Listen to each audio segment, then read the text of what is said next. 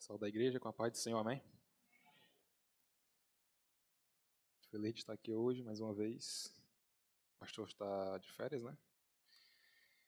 E eu fiquei responsável de trazer a palavra esse domingo.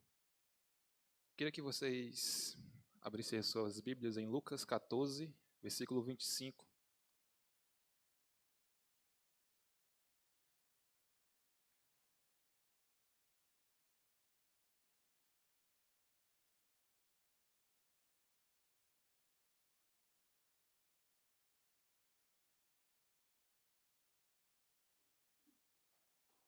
Lucas 14, versículo 25.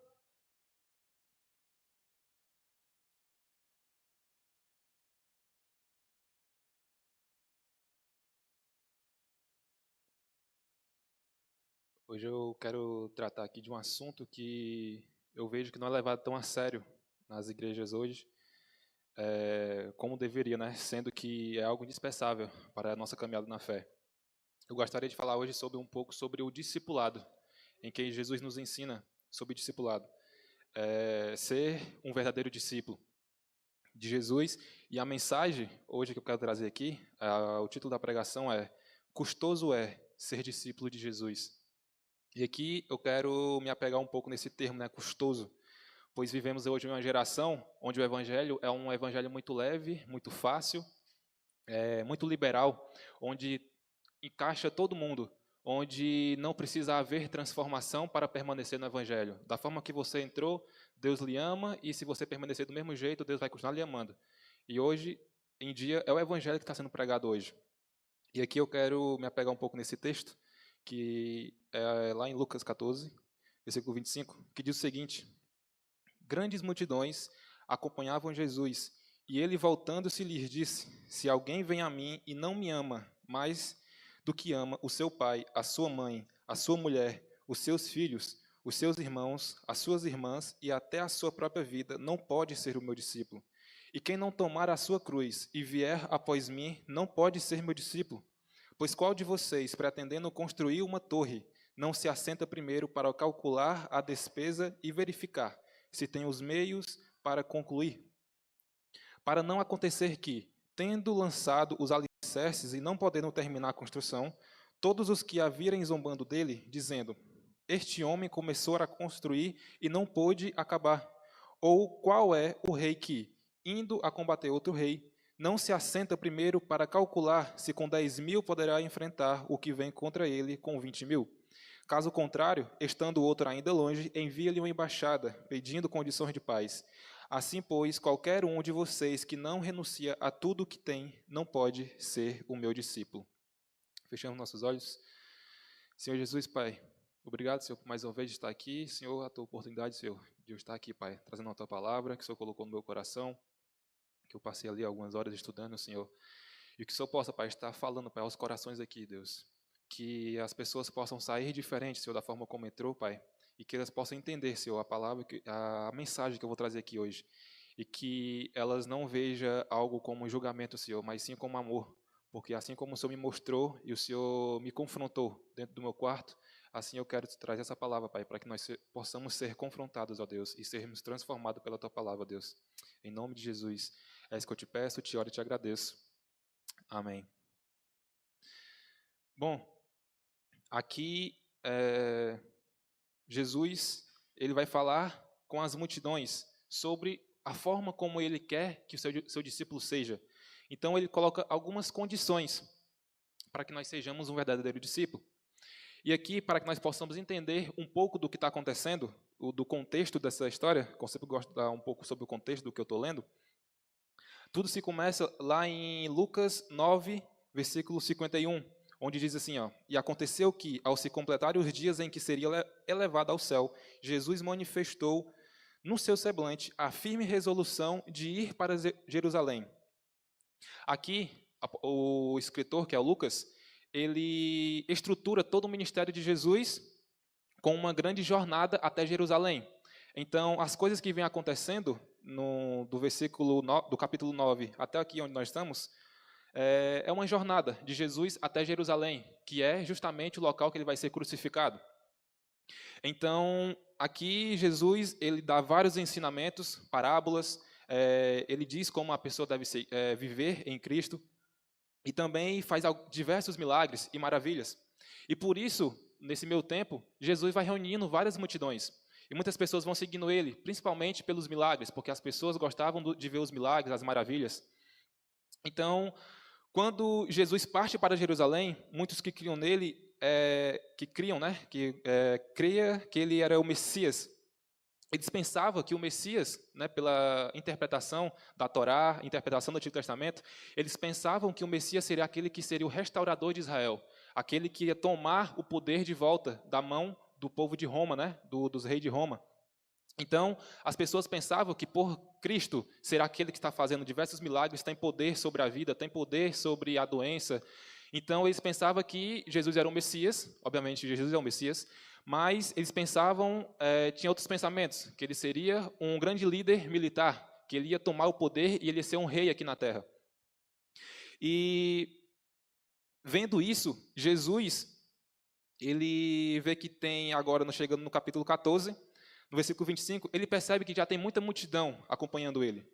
E ele vendo isso, você percebe que até o Mardônio, ele falou aqui um pouquinho, para que ele bater em cima do meu texto, mas ele foi lá no capítulo 17. E Jesus realmente ele não gosta de multidões, no sentido de estar acompanhando ele pelo motivo errado. Então aqui, Jesus percebendo no coração das pessoas que eles pensavam, nós estamos para Jerusalém, para que nós vamos tomar o nosso poder de volta, o poder de Israel. E aqui ele fala, grandes multidões acompanhavam Jesus, e ele voltando-se a eles lhes disse, se alguém vem a mim e não me ama mais do que ama o seu pai e a sua mãe, a sua mulher, os seus filhos, os seus irmãos e as suas irmãs, e até a sua própria vida, não pode ser o meu discípulo. E quem não tomar a sua cruz e vier após mim, não pode ser meu discípulo. Então, Jesus aqui ele foi bem duro com a multidão. A multidão estava totalmente alegre, e nesse momento, Jesus ele corta toda a emoção que as pessoas estavam esperando do Messias, aquele que ia restaurar Israel. E quando isso acontece, Jesus mostra como deve ser um verdadeiro discípulo. E um verdadeiro discípulo não se torna da noite para o dia. Não é porque eu estou falando aqui, você pronto, se tornou um discípulo, não. A discípulo é uma construção. Você vai perseverando ali, vai aprendendo mais de Jesus, você vai se apaixonando mais por Deus, e com isso você vai aprendendo mais dele. Não é à toa que Jesus passou 3 anos com seus discípulos. Ele estava ali discipulando eles. E mesmo passando 3 anos com Jesus, eles viram os milagres de Jesus, principalmente Pedro, Tiago e João, que viu a menina ressuscitar. Ele viu diversos milagres, os 12. E mesmo assim, na sua crucificação, apenas um ficou lá para olhar aquele momento que Jesus estava sendo crucificado, apenas um. E o outro negou a Jesus, que era Pedro. O outro entregou a Jesus, traiu Jesus, e os outros se esconderam, morrendo de medo. Então, mesmo os discípulos andando com o próprio Jesus, seguindo ele, cada passo dele, eles estavam seguindo. Cada fala que Jesus falava, eles estavam ouvindo. Cada milagre que Jesus realizava, eles estavam vendo. Mas mesmo assim, depois de 3 anos, sendo discipulados, eles ainda puderam se afastar de Jesus por medo. Outro negou, outro traiu. Então, nós podemos ver que até Jesus, discipulando os seus discípulos, os 12, mesmo assim, eles não conseguiram criar toda aquela coragem e ousadia em realmente viver o Evangelho. Então, obviamente, quando Jesus ele ressuscita, ele sobe aos céus e desce o Espírito Santo. E depois disso, os discípulos criam coragem dentro de si, por conta que é o Espírito Santo que nos dá isso. E eles conseguem perseverar na sua fé.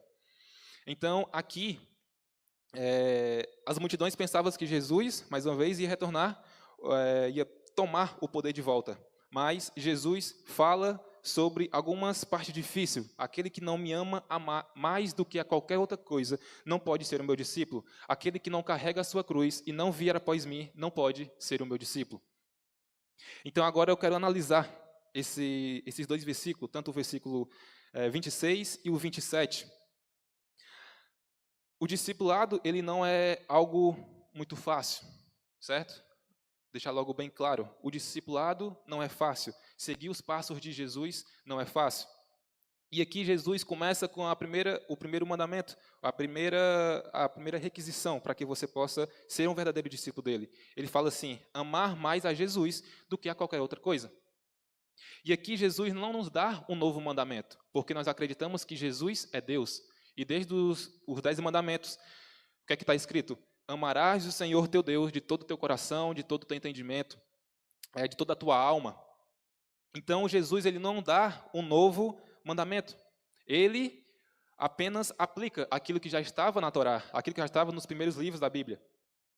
Então, se nós cremos em Jesus como Deus, nós devemos amá-lo, assim como os mandamentos mandam.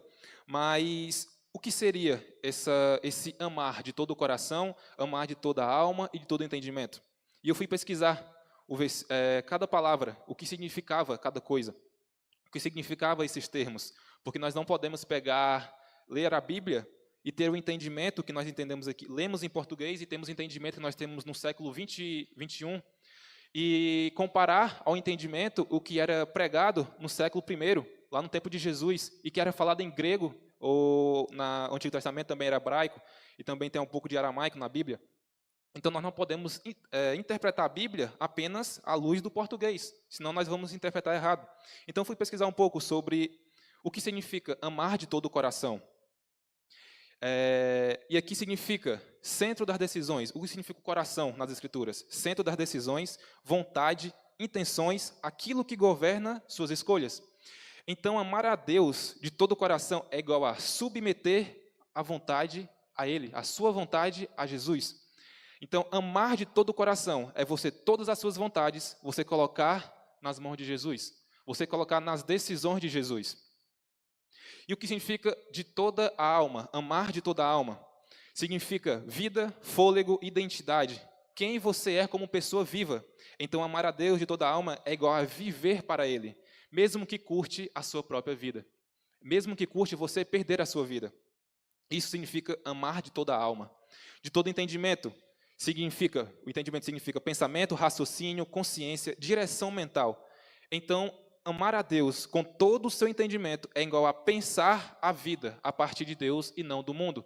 Você começa a pensar como é que Deus acharia que eu deveria seguir dessa forma. Então você vai para a palavra e você vai começar a colocar a sua vida na dependência de Deus. Isso significa amar a Deus de todo o coração, de toda a alma e de todo o entendimento. Então, amar a Jesus, você não é apenas uma emoção que você sentiu algo no seu coração, e se você não sentir, você não tem forças para ler a palavra. Ah, porque eu não estou sentindo de ler a palavra. Ah, eu não vou orar porque eu não estou sentindo de orar. Mas amar a Jesus é lealdade absoluta, mesmo você não tendo vontade de nada. Você está naquela frieza espiritual, mas mesmo assim você está lá com a Bíblia aberta. Mesmo que você leia um versículo, mas você, Senhor, eu estou aqui, Pai. Não estou aguentando, mas eu estou aqui, perseverando.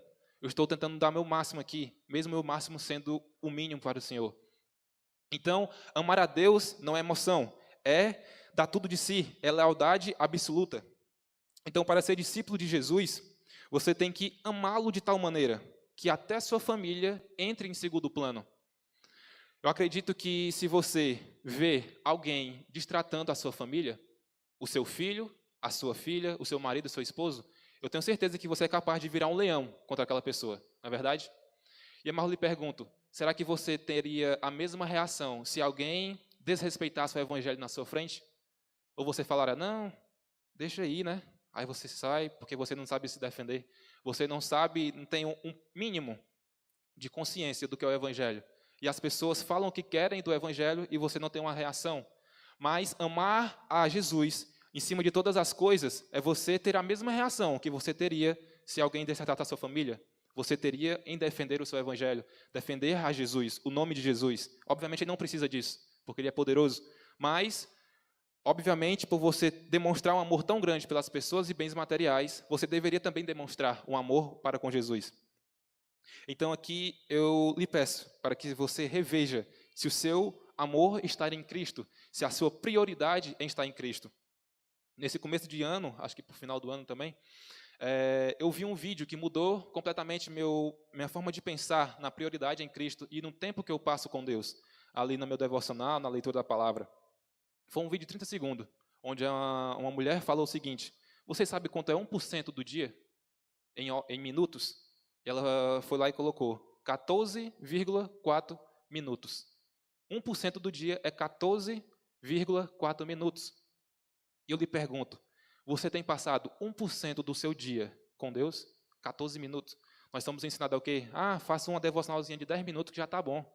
10 minutos não é nem 1% do seu dia. Quanto por cento do seu dia você passa trabalhando, passa com a sua família ou fazendo qualquer outra coisa, um hobby? Mas com Deus, você entrega a Ele apenas 1%. E olhe lá, você vai, não, vou passar meia hora. Meia hora é 2% do seu dia. Isso numa escala de 1 a 100, não é de 1 a 10. É de 1 a 100, você dá 2% a Deus.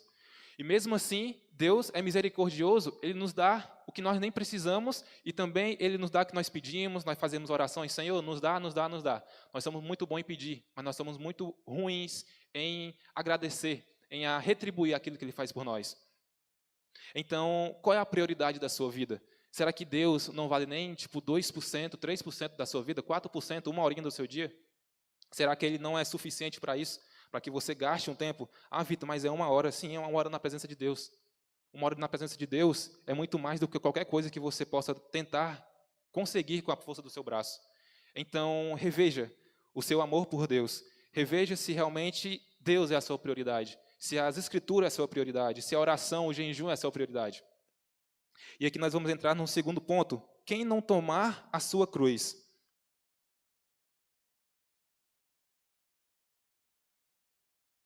E aqui é algo interessante. O que significa tomar a sua cruz? Muitas pessoas atrelam a cruz, eu já vi muita gente falando isso, a motivos superficiais. A minha cruz é os meus problemas do meu dia. A cruz que eu carrego é a doença que eu peguei, acabei pegando, adquirindo. Mas se nós olharmos a cruz com esses dois tipos de pensamento, nós estamos levando a cruz de uma forma muito superficial. Obviamente, alguns problemas da vida realmente é pesado. Alguma doença que nós estamos vivendo realmente é pesado. Porém, todo mundo está sujeito a isso. Todo mundo tem problema na sua vida. Todo mundo está propenso a pegar um certo tipo de doença. Mas o que seria essa cruz?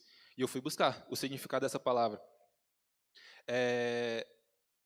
Quando ele fala tomar, primeiramente eu quero pegar essa palavra, tomar. Na verdade, é carregar, no sentido literal. E carregar significa, lá do grego, um peso real, suportar algo pesado até o fim, assumir algo que não é simbólico e nem leve. Então, carregar a cruz não é algo que você vai passar por um momento, é apenas um momento. Não, é do começo que você entregou sua vida a Jesus até quando Ele retornar, ou você partir dessa vida. E não é algo simbólico, é algo que vai ser pesado mesmo. Não é algo que você pensar, é só uma forma de dizer, não. É algo que vai ser pesado.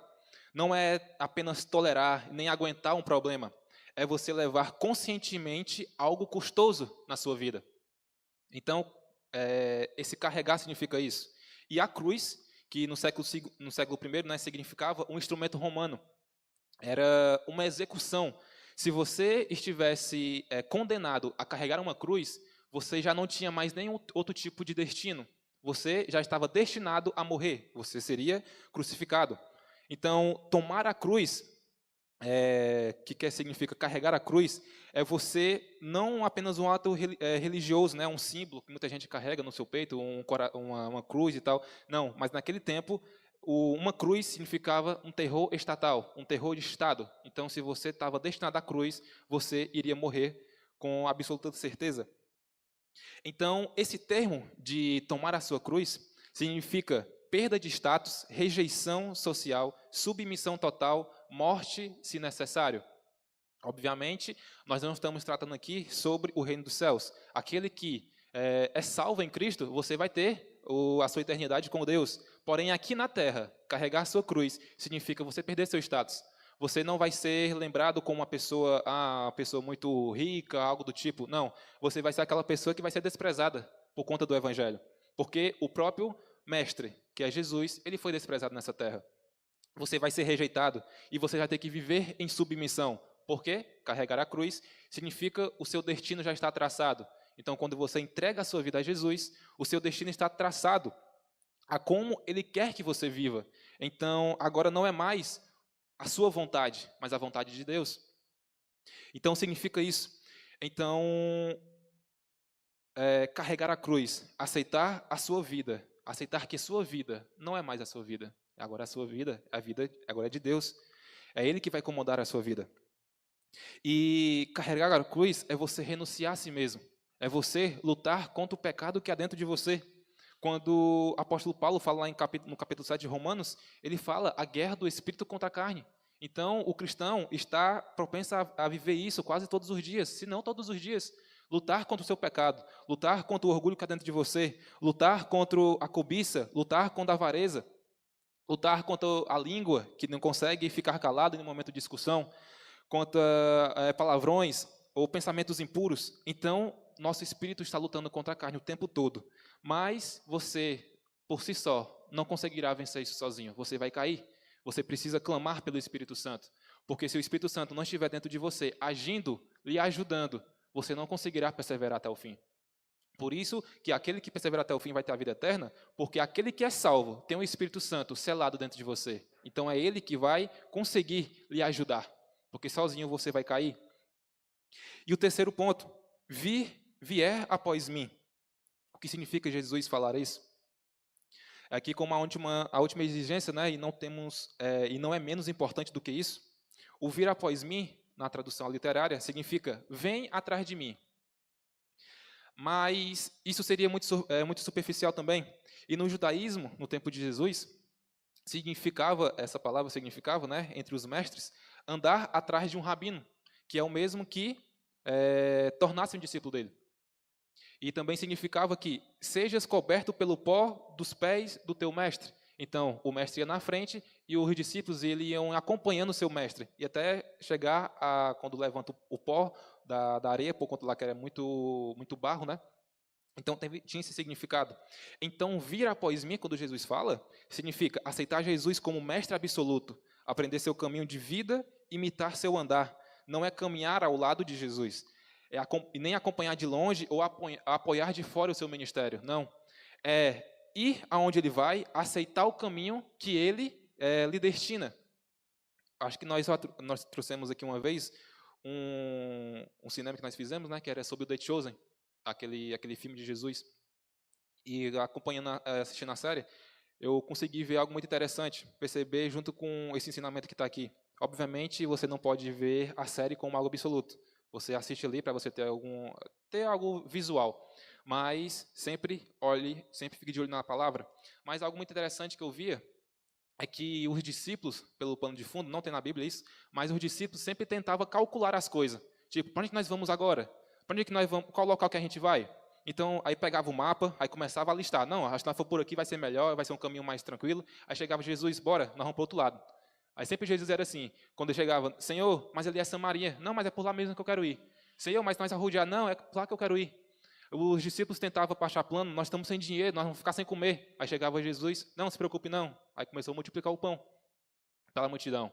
Então, viver na dependência de Jesus é justamente isso, é você seguir Ele, é você depender dEle. Se você traça diversos planos, mas Jesus ele tem um plano melhor para a nossa vida. E quando eu sempre gosto de trazer a parte de que as escamas caíram dos meus olhos. Eu nasci na igreja, como já falei para vocês diversas vezes, e acho que foi no final de 2024 que eu estava apegado a muito a querer ganhar dinheiro. Eu estava muito focado nisso, e os meus olhos estavam já começando a ficar fechados. Mas Deus sempre frustrou meus planos. Ele nunca deixou que eu conseguisse acertar um certo tipo de operação que eu queria fazer para conseguir conquistar esse dinheiro. E depois eu percebi, amadurecendo, eu percebi que era Deus querendo frustrar meus planos para que eu não me perdesse no dinheiro. Porque quando a pessoa fica muito rica, acaba se perdendo. Não todos, mas alguns acabam se perdendo. E eu vejo isso hoje como o livramento de Deus. Então, a partir desse momento que as escamas caíram dos meus olhos, eu parei de fazer aquela famosa listinha do próximo ano, de planos. E eu sempre fazia isso, mas aí eu parei. Não, quer saber? Se Deus está pedindo para que a gente viva nos planos dele, para que eu vou fazer meus planos? E eu comecei a fazer isso. E foi no tempo que eu já tinha saído do trabalho, eu estava desempregado, e mesmo assim eu não fiz negócio de listinha, vou conquistar um trabalho, não sei o que lá, não. Quando acabou o dinheiro que eu tinha conquistado com o trabalho anterior, o pai apareceu, tem uma oportunidade de trabalho aqui. Aí eu fui, passei e estou trabalhando. Então, eu vejo como dependendo de Deus. E Deus vai mostrando o caminho. Se, Vitor, mas você tem que se planejar, não sei o que lá, tem que fazer o que lá. Hoje eu não estou pedindo para você fazer que nem eu faço, porque tem que ter muitos pais de família, você não pode fazer, dar uma doida em você, né, e deixar tudo, jogar tudo para cima. Mas eu hoje, como ainda sou sozinho, né, e tal, então eu vivo na dependência de Deus. Se for para acontecer isso, vai acontecer. Se não for para acontecer, não vai acontecer. E assim eu vou seguindo. Vitor, mas você não tem nenhum um sonho profissional? Se eu disser para vocês que sumiu tudo da minha cabeça. E foi tipo um estralar de dedo muito rápido. Então ficou um vazio sobre, Vitor, tu vai ser o quê daqui a 10 anos? Eu não sei de nada. Se eu vou estar vivo, eu não sei. Mas eu pretendo sim pregar o evangelho. Se for para, não aqui em cima de púlpito, mas sim aí no mundo afora. E por isso que eu não fico fazendo planos, porque eu me apego a uma profissão e não vou viver o que Deus quer que eu viva. Mas eu continuo dependendo dele. E se ele me mandar vir, tu vai ter que ir para algum canto. Eu vou. E agora essa é a minha forma de pensar. Então, isso foi o momento que caiu as escamas dos meus olhos. E eu comecei a viver dessa forma. Então, viver um discipulado com Jesus é você depender totalmente dele. Por mais que você não vai viver uma vida igualzinha à minha, obviamente, mas você começar a depender mais dele. Você gasta noites em claros, pensando na conta que vai pagar.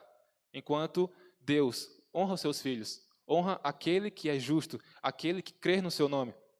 Então, pare de depender do seu braço, pare de depender das suas forças. Obviamente, Jesus pede para que a gente renuncie a nós mesmos, que nós façamos algumas coisas, amar Ele a mais que tudo, mas Ele não está dizendo que você vai sozinho. O mesmo Jesus que ele exige tudo de você, Ele é o mesmo que dá tudo para você. O mesmo Jesus que pede que você abandone tudo que a sua carne pede, Ele é o mesmo que vai lhe dar graça, vai derramar o Espírito dele sobre você. Então, viver um discipulado de Jesus não é somente sobre o seu esforço, porque se for só pelo seu esforço, nada você vai conseguir, porque nem a salvação é pelo esforço, é pela graça mediante a fé. E isso não vem de obras, né, para que ninguém se glorie, porque se você for salvo pelas suas obras, vai chegar um momento que, Senhor, mas eu não fiz aquilo, mas eu mereço isso porque eu fiz aquilo. Mas não, é somente pela graça. Todos estamos destinados a receber a ira de Deus, mas pela graça, Ele nos concede a salvação, nos concede a eternidade. Então, para eu tentar apenas tentar fazer vocês pensarem um pouco sobre o que é ter um encontro com Deus. Se eu chegasse aqui hoje, atrasado para vir pregar, hoje é o meu dia de pregar, eu chegasse aqui atrasado e falasse, irmãos, me desculpe o meu atraso, mas eu estava vindo de um local, de carro, e o pneu furou. Eu parei ali na BR e fui trocar o pneu. E o parafuso do pneu correu lá para o meio da BR. E eu fui e atravessei a rua sem olhar para os lados. E quando eu me deparei, tinha uma carreta vindo na minha direção. E ele colidiu comigo. Mas eu estou aqui, estou pronto para pegar. Se eu chegasse com uma desculpa dessa, o que você falaria de mim? Ele é um mentiroso. Ou ele está ficando maluco. Eram essas duas opções. Porque é impossível você ser atingido por uma carreta e você estar aí de pé, bem, pronto para pregar. É impossível isso. Então, será que Jesus não é maior que uma carreta? Como é que pode você ter um encontro com Jesus e você não ser transformado? Como é que pode você ter um encontro com Jesus e não há nenhuma diferença dentro de você? Não há diferença nas suas obras, nos seus frutos, porque nós conhecemos as pessoas, aqueles que é cristão de verdade, aquele que é salvo, pelos frutos. Não é para você se gloriar, mas é para confirmar que você realmente é salvo. Você começa a viver de forma diferente. Será que Jesus não é maior que uma carreta que possa fazer você ser transformado? Então, se você está aqui nessa noite hoje e você ainda não vive uma vida em discipulado com Jesus, comece. Jesus lhe chama para um discipulado. Eu vou lhe dizer, não vai ser fácil. Não vai ser uma vida de prosperidade, como o Evangelho aí afora está prometendo. Não, vai ser uma vida difícil, que você vai estar cansado, você vai ter que perseverar, você vai ter que lutar contra os seus pecados. Quando o pecado bater na sua porta e você vai querer pecar, não, eu não posso fazer isso porque eu sou filho de Deus. Eu já fui remido pelo sangue do Cordeiro, e se eu novamente vou pecar, eu vou manchar o sacrifício de Jesus. E Jesus, ele nos chama a isso hoje, a ter uma vida com ele, a uma vida em discipulado. E Jesus não está atrás de multidões. Aqui o Mardoni comentou algumas vezes, eu também comento algumas vezes aqui. Jesus não está atrás de multidões, mas está atrás daquelas pessoas que têm um coração quebrantado. Está atrás daquelas pessoas que, ao ter um encontro com ele, luta contra o pecado. Aquele que deixa o Espírito Santo agir dentro dele. Aquele que consegue, aprende a depender da sua vontade. E isso é o que Jesus está atrás. Ele não está atrás de multidão. Se fosse por conta disso, ele teria vivido outro reino. Mas não, o reino do céu é diferente. É realmente, muita gente fala, mas o amor de Deus é para todos. Sim, o amor de Deus é para todos, mas nem todos serão salvos. E isso é bem óbvio quando a gente lê as Escrituras e quando a gente vê o mundo. Então, nós temos que ter essa consciência de que, se eu já pude ouvir o Evangelho, eu já tive a oportunidade de crer no nome de Jesus, apenas eu tenho que deixar o Espírito Santo fazer a obra dele em mim. Porque se não há uma regeneração em você, você ainda não foi salvo. Você tem que ter uma mudança dentro de você. E quando aconteceu, quando eu entendi o Evangelho, que foi nesse período, eu vivi na igreja, mas eu nunca tinha conhecido o Evangelho sobre o significado da cruz, o que significava o sangue de Jesus, o que era propiciação, expiação. Posso até ser uma palavra difícil aqui para vocês, mas está escrito na Bíblia sobre isso. E eu não sabia sobre isso, e quando eu descobri, foi quando tudo mudou. Então, até minha forma também de agir, as pessoas falam, o Vitor começou a falar mais, que antes era calado, só ficava calado, era cara fechado direto. E comecei a falar, estou aqui hoje pregando, e despertou uma vontade em mim de fazer evangelismo também. Então, houve uma transformação em mim, e algo que é visível.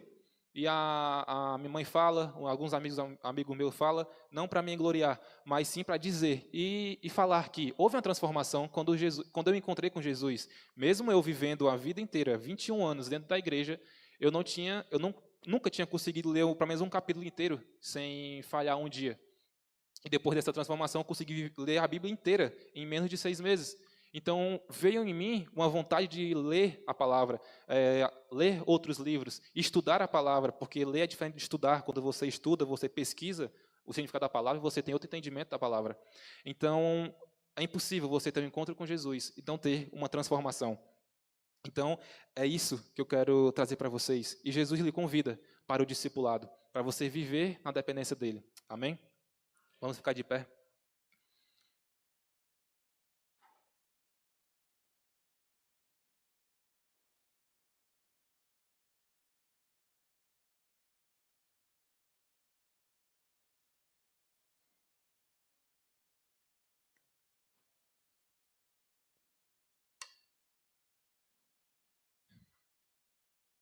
Eu sei que a nossa igreja hoje está passando, por um momento de frieza espiritual. Isso é algo notável.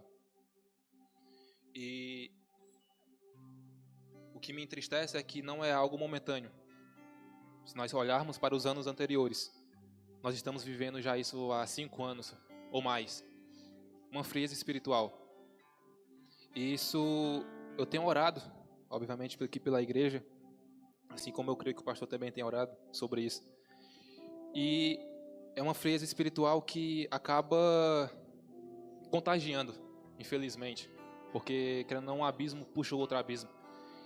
E é difícil você realmente perseverar na fé, sendo que você olha para o seu irmão do lado, obviamente não é você ficar se comparando, mas quando você olha para o seu irmão do lado e não tem a mesma intensidade que o outro, você não consegue, não temos aquela igreja fervorosa. Eu não estou dizendo para você ficar pulando todo culto, ficar gritando, não, mas quando nós estamos com sede e fome de Deus, algo muda na nossa vida.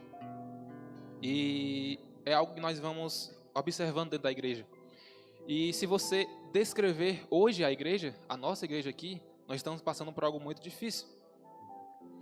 Eu não vou falar todos os pontos aqui, mas nós não somos uma igreja que ora.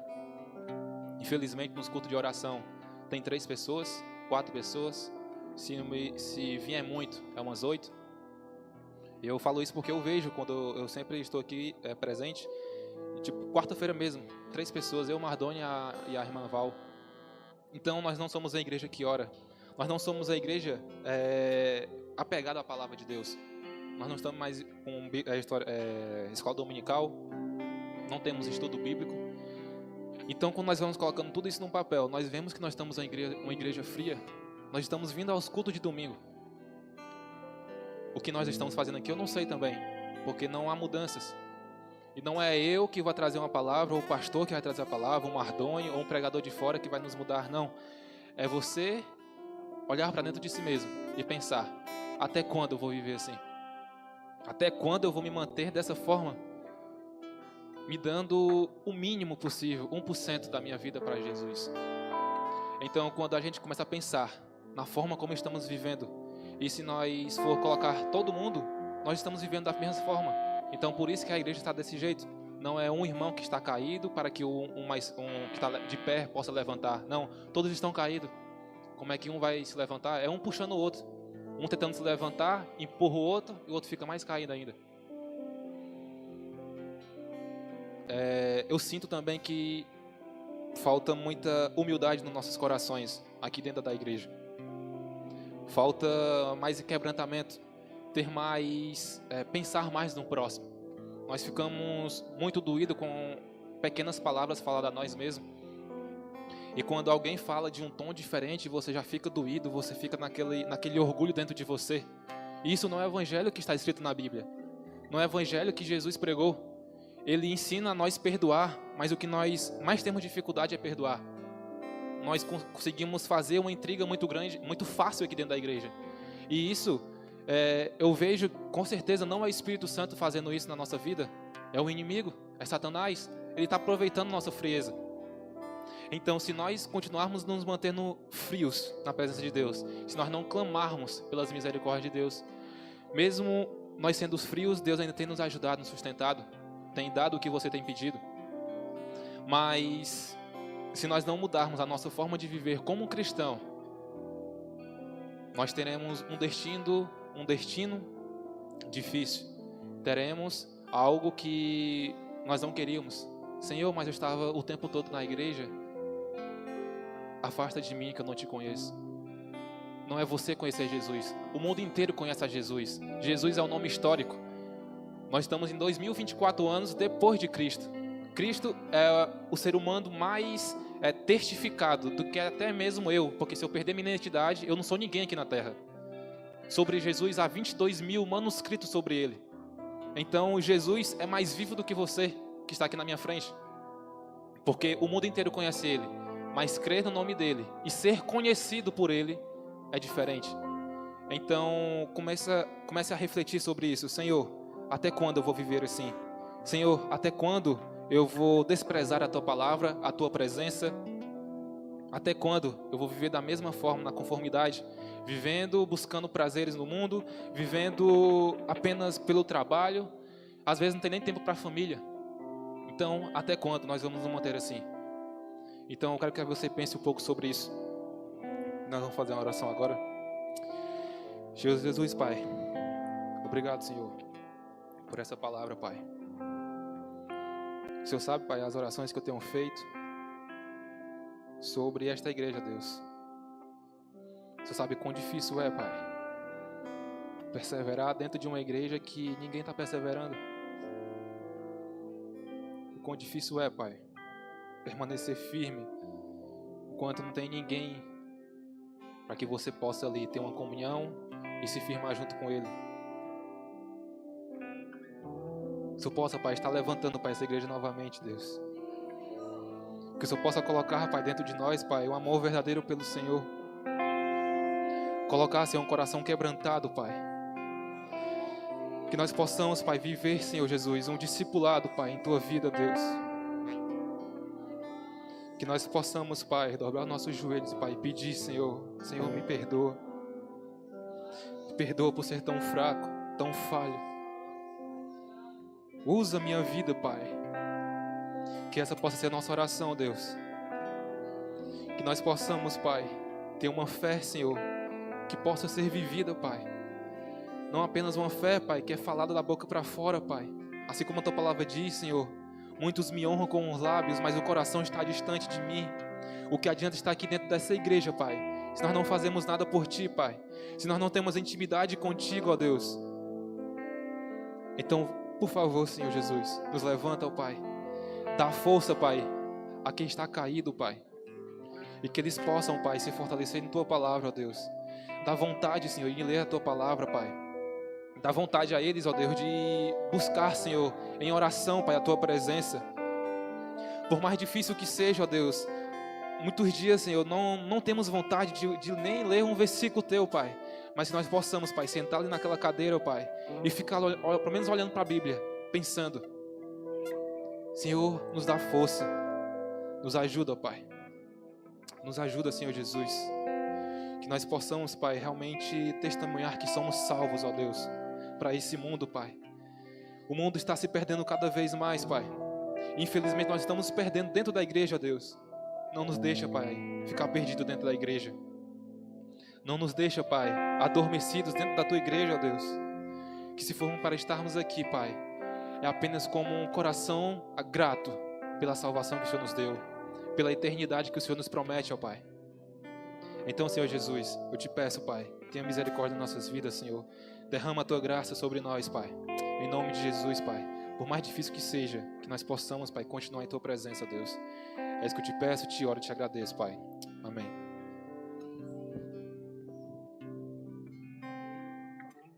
Aleluia, Senhor.